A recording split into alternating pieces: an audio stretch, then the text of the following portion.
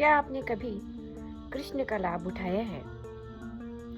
बात सुनने में अजीब तो जरूर है, पर जब आप बात की गहराई तक जाएंगे तो आप भी मेरी बात से सहमत होंगे। कृष्ण का लाभ किस किस ने उठाया और किसने नहीं उठाया? कृष्ण का लाभ दुर्योधन ने नहीं उठाया। वो अपने शक्ति, अहम और धन के मद में चूर था। कृष्ण का लाभ दुर्योधन ने नहीं उठाया क्योंकि दुर्योधन सबसे बड़े थे और उन्होंने कृष्ण से मदद लेना उचित नहीं समझा। यहाँ तक कि उन्हें द्युत क्रीड़ा में भी आमंत्रित नहीं किया साथ बैठने के लिए। और जब वो लगातार हार रहे थे, दाव पे दाव लगा रहे थे, तब भी उन्होंने कृष्ण को याद नहीं किया।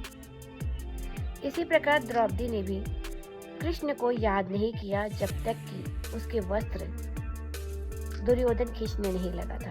दुशासन जब उसे केशों से पकड़कर घसीटते हुए लेकर आया था राजसभा में, तब भी उसे याद नहीं आई कृष्ण की। लेकिन जब उसकी साड़ी खींचे जाने लगी, तब उसे माधव की याद आई और उसने विनती की। तो उस वक्त वो तुरंत बिना एक क्षण का भी विलंब किए बिना पहुंच गए द्रौपदी की सहायता करने के लिए। इसी तरह कृष्ण का लाभ गुरु द्रोणाचार्य और कृपाचार्य ने भी नहीं लिया। अर्जुन भी जब महाभारत के युद्ध क्षेत्र में अपना गांडीव रखकर इस सोच में डूब गए थे कि वो क्या करे, क्योंकि दूसरी तरफ भी उनके अपने ही थे। उस वक्त कृष्ण उनके साथ थे और कृष्ण ने ही उनकी दुविधा को दूर किया था और उन्हें गीता का ज्ञान दिया था। इसलिए जो जो कृष्ण को याद करते हैं, कृष्ण सदैव उनके साथ होते हैं। तो कृष्ण का लाभ बहुत लोगों को नहीं मिला। लाभ की बात मैं ये कहूंगी, इसलिए कह रही हूँ आपसे क्योंकि कृष्ण तब आते हैं जब आप बुलाते हैं, जब आप उन्हें हृदय से याद करते हैं, तब कृष्ण आपके अंग संग होते हैं।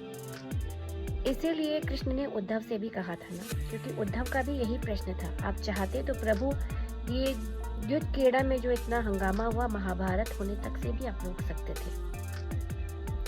तो कृष्ण ने भी उनको यही उत्तर दिया था कि जो मुझे बुलाता है मैं उसके पास जाता हूँ। मैं तो द्वार पर ही खड़ा था, किसी ने मुझे बुलाया नहीं, लेकिन जब द्रौपदी ने परेशान होकर मुझे बुलाया तो मैं बिना विलंब किए उसकी सहायता करने के लिए पहुंच गया। बात में सार है, कृष्ण ने और किसकी मदद की थी, जरा दिमाग पर जोर डालिए। कृष्ण ने सुदामा की मदद की थी। वो सुदामा जिसने बचपन में उनके वो चावल खाए थे, कच्चे चावल जो गुरु ने दिए थे कि तुम दोनों मिल बांट कर खाना, लेकिन उन्होंने अकेले खाए थे। उसका कारण ये था कि वो चावल जो थे वो किसी ब्राह्मण के घर के थे और चोर उन्हें चोरी करके लाया था और वो आश्रम में पहुंच गए, चोरी के बेचे हुए चावल पहुंच गए। सुदामा को ये पता था, तो उसने वो चावल कृष्ण को नहीं खाने दिए। इसलिए सुदामा गरीब रहे और कृष्ण राजा। कृष्ण भी ये बात जानते थे। इसलिए जब सुदामा उनके पास पहुंचे उनसे मिलने अपने मित्र से, वो उन्हें अपना पूरा राजपाट देने के लिए, त्रिलोक देने के लिए तैयार हो गए, अगर उन्हें रानी नहीं रोकती